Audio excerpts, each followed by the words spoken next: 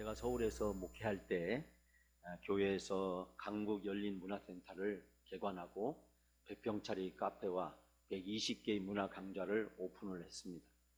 근데 추석이 다가오면서 제 마음속에 생각이 들기를 추석이 되면 고향에도 못 가는 외로운 사람이 많겠다라는 생각이 들어서 추석 주민 초청 추석 놀이 한마당을 개관을 했습니다.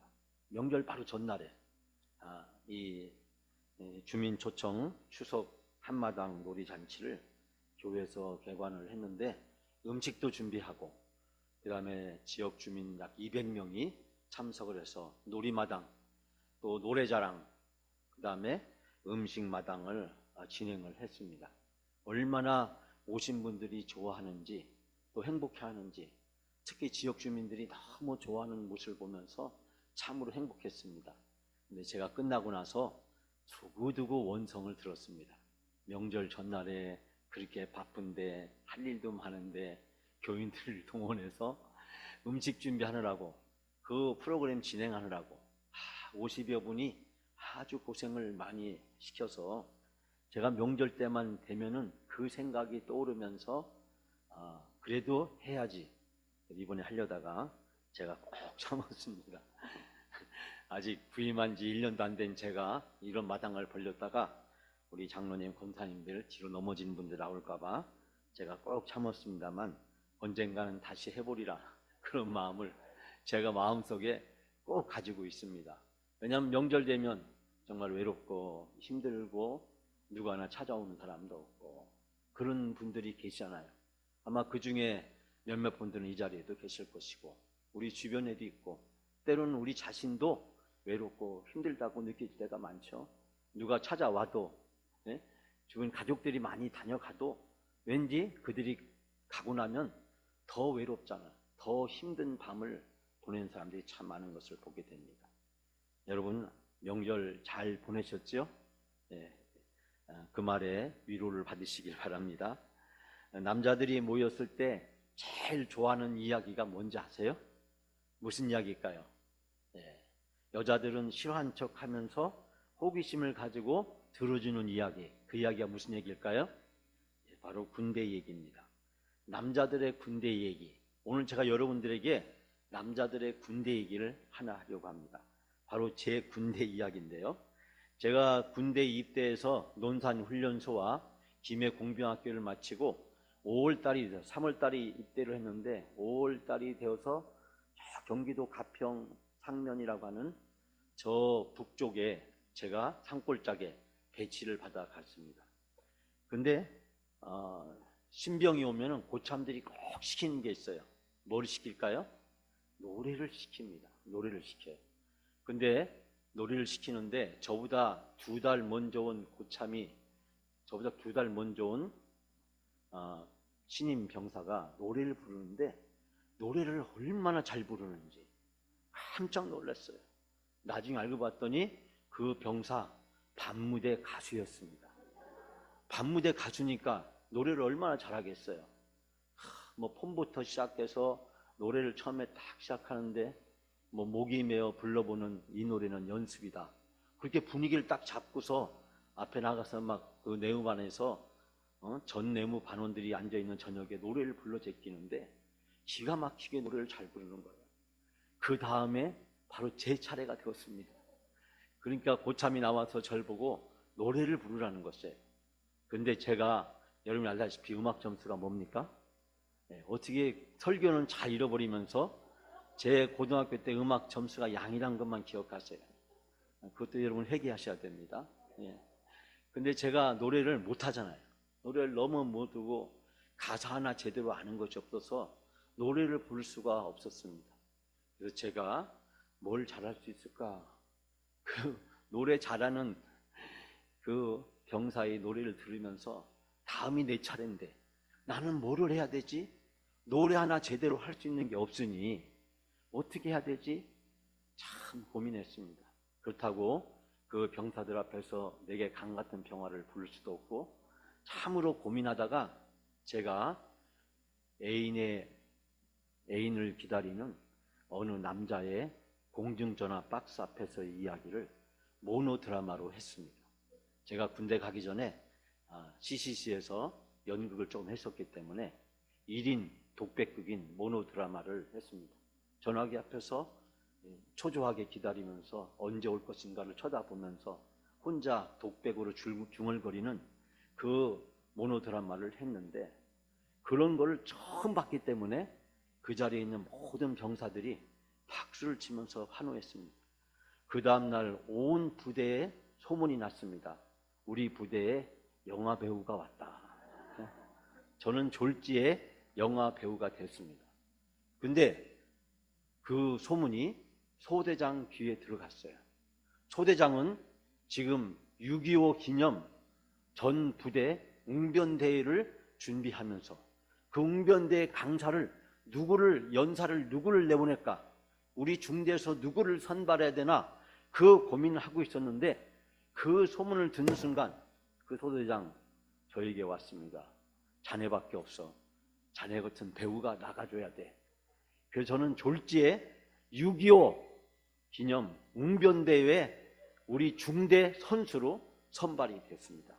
그 다음날부터 저는 낮에는 산속에 들어가서 웅변 연습을 하고, 밤에는 내무반에서 전 부대원을 앉혀놓고 연습한 것을 실제로 웅변을 했습니다.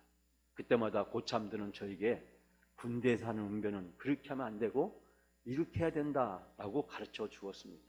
드디어 웅변대회가 열렸습니다.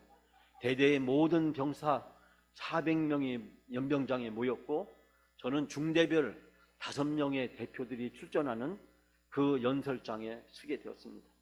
전 고참들이 써준 대로 머리에는 무찌르자 공산당, 때려잡자 김일성, 좌우로 빨갛게 두르고, 그리고 무대에 올라가자마자 고참들이 시키는 대로 저 북쪽을 보면서 소리를 지르면서 손가락 주먹질을 해대면서 구호를 외치고, 그리고 영변을 피토하듯이 시작했습니다. 웅변의 내용은 간단한 것이었습니다. 그 내용은 때려잡자 공산당, 무찌르자 김일성, 그 내용이 전부였습니다. 입으로 분을 토하면서 열정적으로 적개와 분노심을 가지고 어떻게 하면 저 공산당을 무찌르고 김일성을 때려잡을 수 있을까, 그런 내용을 하는 선동적이고 자극적이고 적나라한 언어들로 고참들이 고쳐준 그 원고 달달 외워가지고 나가서 저는 외치기 시작했습니다.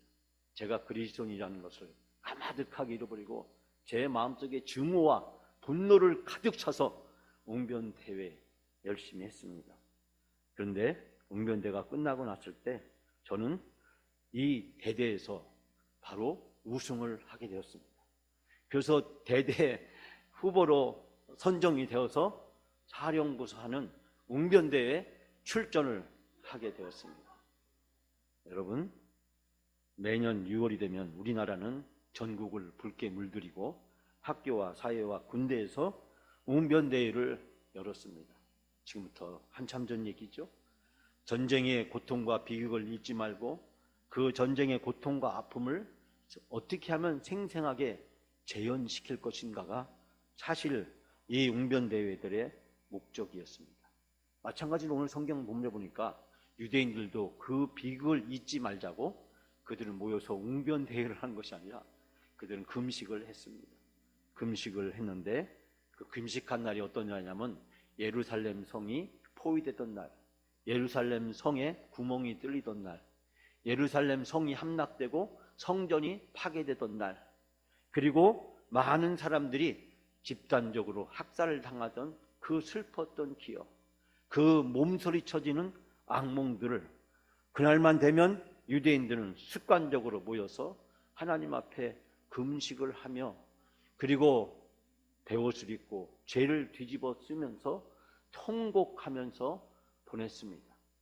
그것은 바로 그 전쟁을, 그 아픔을 잊을 수 없다는 것이 첫 번째 이유고, 두 번째는 그 전쟁이 언제 또다시 일어날지 모르기 때문에 또다시 일어날지 모르는 그 전쟁의 비극을 하나님께 호소하기 위한 것이었습니다.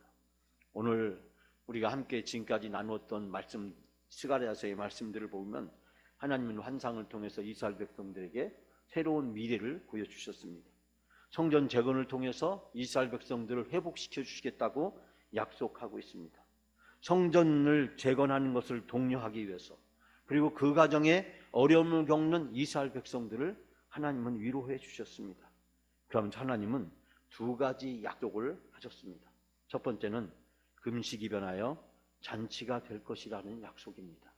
혹시 지난주 금요일날 새벽기도 나오신 분들은 오늘 목사님이 지난주 금요일날 새벽에 했던 설교를 또 하는가 보다 라고 생각하실지 모르겠습니다. 그러나 저는 다른 점에서 그 말씀을 함께 나누려고 합니다. 여러분 19절 말씀 우리가 다 같이 함께 봉독합니다. 만군의 여호와가 이같이 말하노라. 넷째 달 금식과 다섯째 달과 일곱째 달의 금식과 열째 달의 금식이 변하여 유다 족속에게 기쁨과 즐거움과 희락의 절기게 되리니 오직 너희는 진리와 화평을 사랑할지니라. 아멘. 이 말씀을 보게 되면 금식이 변하여 유다 족속에게 기쁨과 즐거움과 희락의 절기, 잔치, 축제가 될 것이다. 금식은 어떤 날입니까? 슬픈 날입니다. 금식은 그날의 비극과 아픔을 잊지 말자는 것입니다. 금식은 아무것도 먹지 않는 것입니다. 금식은 고통스러운 것입니다. 그런데 그 금식이 변하여 잔치가 되고 축제가 될 것이라고 말씀하고 있습니다. 히브리어에서 어원을 좀 살펴보면 잔치는 즐겁게 식사하는 것입니다. 근데 금식은 즐겁지 않게 먹지 않는 것입니다. 금식과 잔치는 정반대의 개념입니다.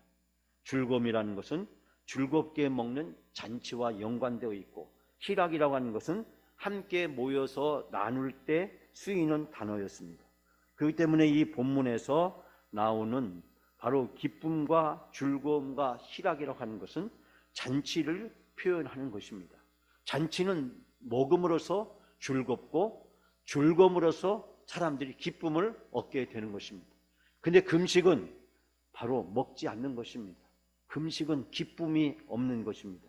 하나님께서는 바로 이스라엘 백성들이 금식을 하면서 그날의 고통과 아픔을 다시 재현하기를 원했지만, 그러나 하나님이 진정으로 원하는 것은 금식이 아니라 즐거운 잔치라고 하는 것을 말씀해 주고 있습니다. 하나님은 이제 슬픔의 금식을 걷어내고 기쁨의 잔치를 열게 해 주시겠다는 약속을 하고 있습니다. 우리는 예수 그리스도를 통해서 슬픔이 변하여 기쁨이 되는 거룩한 날을 경험합니다. 여러분, 그날이 어떤 날입니까? 바로 주일입니다. 주일은 예수 그리스도를 통해서 하나님의 잔치, 천국 잔치에 참여하는 기쁘고 행복한 축제의 날입니다. 즐겁고 행복한 날입니다. 슬픈 제삿날이 아니라 고통스러운 비극을 재현하는 날이 아닙니다. 그런데 한국교회 예배는 슬픈 제삿날에서 벗어나지 못합니다. 주일은 부활의 기쁜 날이지 제사상을 차리는 슬픈 날이 아닙니다. 그런데 가만히 살펴보면 한국에도 제사상을 차리는 것이 슬픈 날이 아니라 기쁜 날이었습니다. 왜냐하면 제사상을 차려야 먹을 것이 있기 때문에. 그러므로 제사 드린 날은 먹는 날이고, 제사 드린 날은 잔치 날이었습니다. 겉으로는 슬퍼하면서, 겉으로는 고가면서, 그러나 속마음에서는 오늘 제사상 때문에 잘 먹을 수 있겠구나. 경상도 안동에 가면 헛제사밥이라는 것이 있습니다. 제가 오래전에 안동에 집회를 하러 갔는데 그곳에 계신 한 교수님이 식사를 하면서 헛제사밥의 유래에 대해서 설명해 주었습니다. 여러분도 잘 알고 있는 내용입니다. 어느 가난한 양반이 너무나 먹을 것이 없어서 없는 제삿날을 만들어 가지고 제사상을 차리게 했습니다. 그래서 그 없는 제삿날 제사상을 차려서 먹었다라고 해서 헛제사밥이라는 유행이 그 지역에 유래하게 되었다는 이야기입니다. 여러분, 제삿날은 어떤 날이었을까요? 먹지 못한 음식을 먹는 날이었습니다. 제삿날은 어떻게 보면 잔치 날이었습니다. 그런데 우리 한국 교회가 바로 이 주일을 슬픈 제삿날처럼 보내는 잘못된 흐름들이 과거에 있었습니다. 그러나 주일은 부활절이고, 부활절날은 예수님이 주신 잔치와 축복의 날인 줄 믿습니다. 제가 지난 금요일 날 여러분에게 잠깐 드린 말씀 중에 위임식에 참석했던 다른 목사님이 저희 영상과 또 많은 제 이야기를 듣고 나서 하시는 말씀이 제3의 영적 부흥이 뭐냐라고 물었습니다. 저는 그분 목사님에게 1960년 우리 영광교회가 개척을 했을 때 영광교회가 교회의 모습을 갖추는 부흥을 이루었고 1990년에 교회가 아픔이 있었지만 그 아픔을 딛고 일어서서 오늘날 같이 현대적인 교회로 우뚝 서게 됐다라고 말씀하면서 이제 코로나와 교회의 어려운 문제를 극복하는 제3의 영적 부흥을 꿈꾸고 그 부흥의 실현을 위해서 노력하고 있다라고 이야기하자 그 목사님이 저에게 하시는 말씀이 그럼 제3의 영적 부흥을 위해서 목사님은 앞으로 목회를 하면서 어떤 일을 하려고 하느냐, 가장 하려고 하는 일이 무엇이냐라고 물었을 때 저는 주일마다 천국 잔치를 열어야겠다. 제가 늘 학교에서 배우고 학생들에게 가르치고 목회자들에게 가르쳤는데 주일이 기쁨의 날이고 행복의 날이고 잔치가 되고 축제가 돼야 되는데 예배만 딸랑 드리고 전부 다 집에 가기에 급급하다. 교회와 하나님께 눈도장을 찍고 가는 그 예배에서 주일날은 온전히 하나님과 함께 교인들과 함께 잔치하고 축제하는 그런 기쁨과 감격이 있는 교회, 세상이 줄 수 없는 그런 위로와 기쁨과 행복과 만족을 줄 수 있는 그런 예배가 필요하다. 저는 바로 그것이 천국 잔치라고 생각합니다. 우리 영광교회는 앞으로 매 주일마다 교회에 오는 것이 기다려지고 교회에 가고 싶고 누군가가 데려가고 싶고 교회 가면 행복하고 즐겁고 세상에 줄 수 없는 위로와 그런 아름다운 교제를 마음껏 나눌 수 있는 그런 교회, 적어도 일주일에 한 번 주일만큼은 하나님과 함께 교회와 함께 교인들과 함께 마음껏 교제를 나눌 수 있는 그런 교회, 경건한 예배도 드리고 열정적인 찬양도 드리고 서로 사랑이 듬뿍 담긴 떡을 함께 떼면서 그리고 서로 교제할 수 있는 그런 교회가 정말 됐으면 좋겠다. 일주일에 몇 시간이지만 그 서너 시간 동안만이라도 정말 천국을 맛보고 천국을 경험하고 천국을 누릴 수 있는 그런 교회. 그래서 주일마다 어디 갔다 물어보면 사람들에게 교회 갔다 왔다고 얘기하는 것이 아니라 나 천국 갔다 왔어. 그곳에서 뭘 했는데 천국을 맛보고 왔어. 천국이 어떤 것인데 당신도 가보면 알게 돼. 천국은 정말 좋은 곳이야. 여러분, 우리 영광교회가, 우리 영광교회 주일 예배가 천국 잔치가 되어지기를 간절히 소원합니다. 여러분이 이 일을 위해서 기도해 주시기를 바랍니다.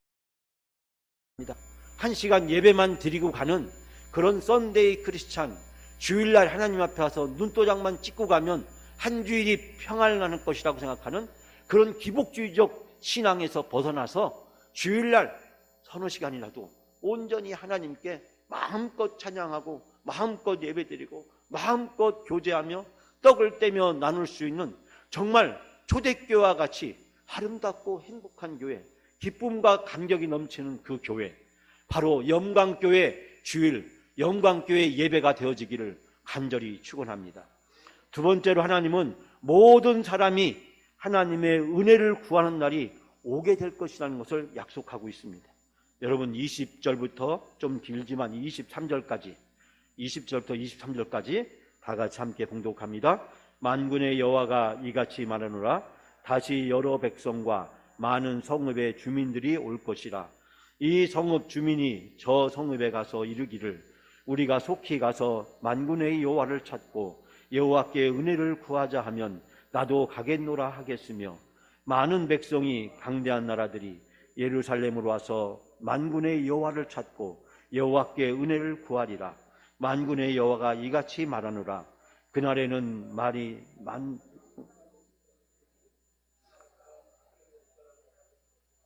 곧 잡고 말하기를 하나님이 너희와 함께 하심을 들었나니 우리가 너희와 함께 가려 하노라 하리라 하시니라. 아멘.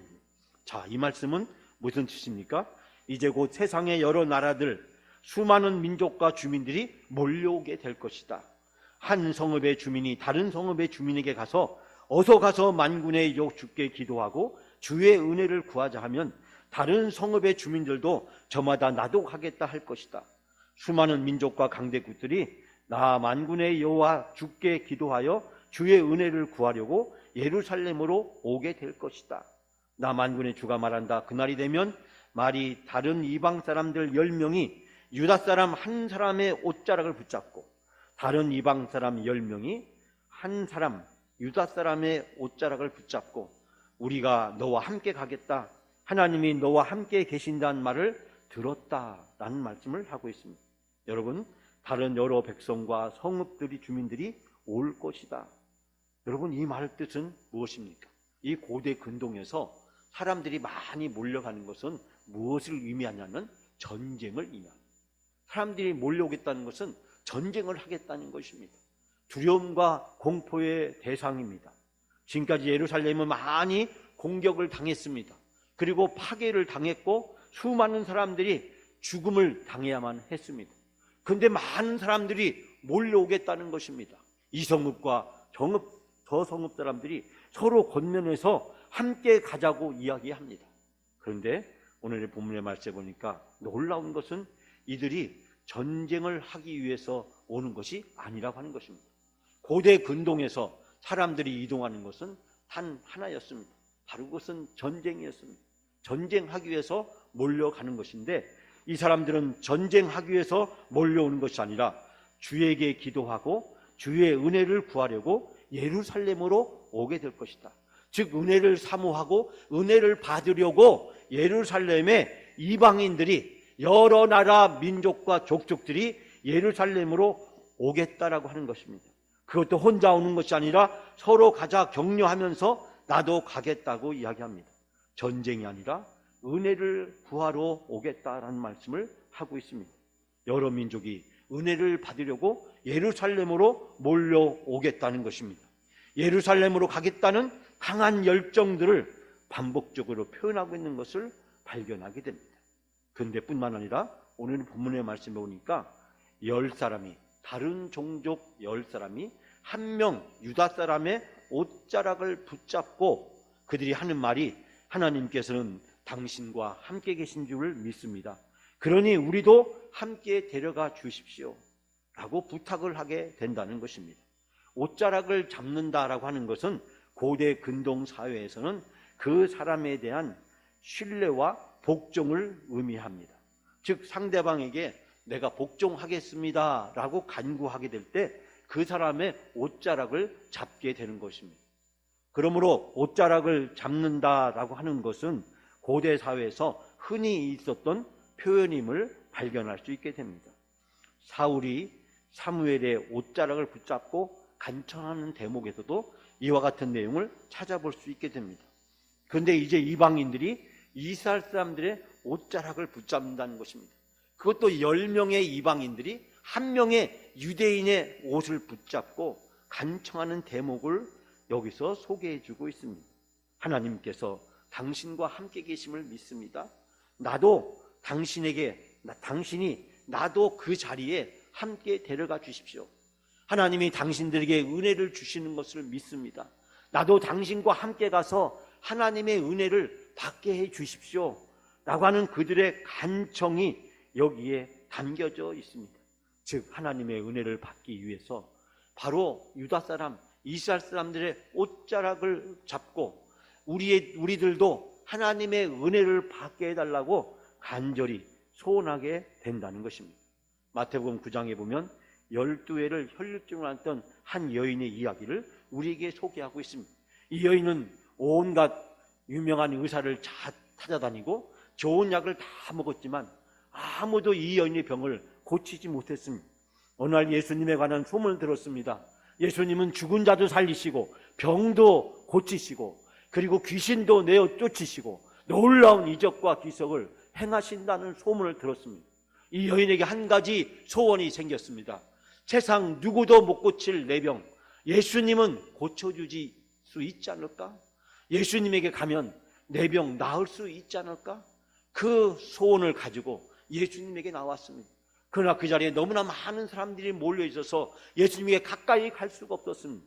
그 수많은 사람들을 비집고 그 사람들 사이에서 예수님의 옷자락을 잡으면서 이 여인은 마음에 소원을 빌었습니다.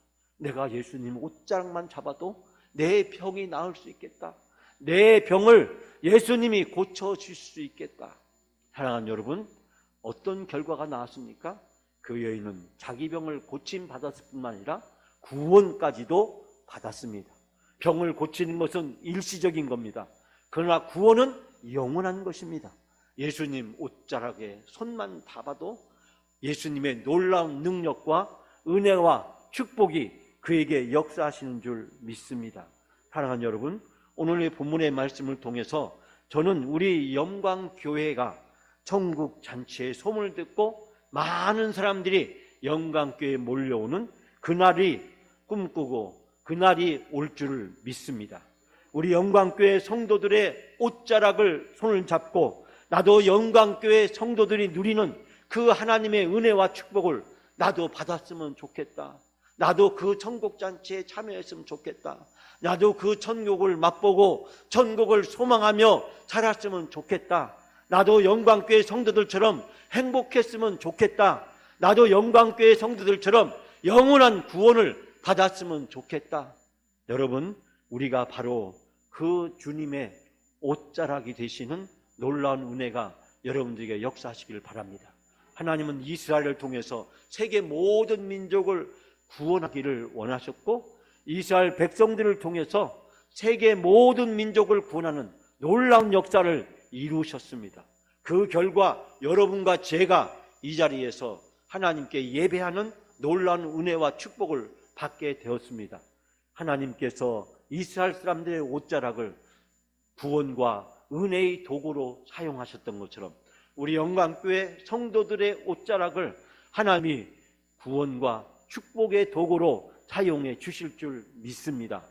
이 소원을 가지고 저는 여러분들이 이 본문의 말씀을 다시 한번 읽었으면 좋겠습니다. 이 본문의 말씀을 묵상했으면 좋겠습니다. 지난 금요일 새벽 기도가 끝나고 금요일 하루 종일 주일 설교를 준비하면서 저는 여러 개의 본문을 가지고 기도하면서 설교를 준비하다가 다시 이 본문으로 되돌아와서 이 말씀을 우리 성도들과 함께 나눠야겠다라고 생각했습니다. 왜냐하면 이 본문의 말씀이 바로 우리 영광교회를 통해서 주시는 하나님의 말씀이고, 하나님의 마음과 소원이 이 말씀에 듬뿍 담겨져 있음을 저는 발견하게 되었습니다. 이스라엘의 회복을 원하시는 하나님, 우리 영광교회의 회복을 원하시고, 이스라엘을 하나님의 거룩한 옷자락으로 사용하신 하나님이 우리 영광교회 성도들의 옷자락을 바로 하나님이 사용하여 주실 줄 믿습니다. 이제 우리가 영광교회를 통해서 천국 잔치를 통해서 우리가 천국을 맛보고 경험하고 행복하고 기쁜 삶을 살게 될 때 바로 우리가 이 하나님의 옷자락이 되어서 우리가 많은 사람들을 구원하는 놀라운 역사를 이루어 가실 줄 믿습니다. 10명의 이방인이 1명의 유대인의 옷자락을 손을 잡았듯이 우리가 10명의 손가락을 짚어가면서 사람들의 이름을 불러가면서 기도합시다. 우리 주변에 아직 예수를 믿지 않는 사람, 예수를 믿지만 교회에 나오지 못하고 있는 성도들의 이름 10손가락 10명을 불러가면서 하나님 앞에 기도합시다. 우리 교회가 회복되는 날 그 10명이 함께 교회에 나와서 천국 잔치에 참여하는 놀라운 축복이 이루어질 수 있도록 우리가 10사람, 그 10사람의 일을 불러가면서 하나님께 기도하면 하나님이 그 10사람의 삶에 개입하시고 작업에 들어가시고 그들의 하나님의 마음을 만져주시고 그들을 불러주시고 그들을 인도해 주실 줄 믿습니다. 여러분, 1명의 유대인이 10명의 이방인에게 하나님의 놀라운 은혜의 도구로 하나님이 사용하셨던 것처럼 여러분을 하나님이 은혜와 축복의 도구로 사용해 주실 줄 믿습니다. 여러분, 그날이 바로 우리 영광교회 제3의 영적 부흥의 날이 될 줄 믿습니다. 그날을 간절히 사모하면서 기대하면서 기도하고 기다립시다. 하나님이 제3의 영적 부흥의 날, 우리 영광교회 천국 잔치와 축제의 날에 온 성도들이 다시 되돌아와서 하나님께 영광 돌리고 하나님이 주신 놀라운 은혜와 축복을 누리는 그날이 우리 앞에 펼쳐지게 될 줄 믿습니다. 세상이 주는 명절은 하루만 지나면 다 지나가 버리고 맙니다. 그러나 하나님이 주시는 천국잔치는 매주 1년 365일 우리에게 계속됩니다. 그 천국잔치를 사모하면서 그 천국잔치를 통해서 행복해진 내 인생을 경험하면서 나를 통해서 수많은 사람들이 그 천국잔치에 참여하게 되는 놀라운 은혜와 축복의 역사가 여러분을 통해서 온전히 이루어지시기를 주님의 이름으로 축원합니다.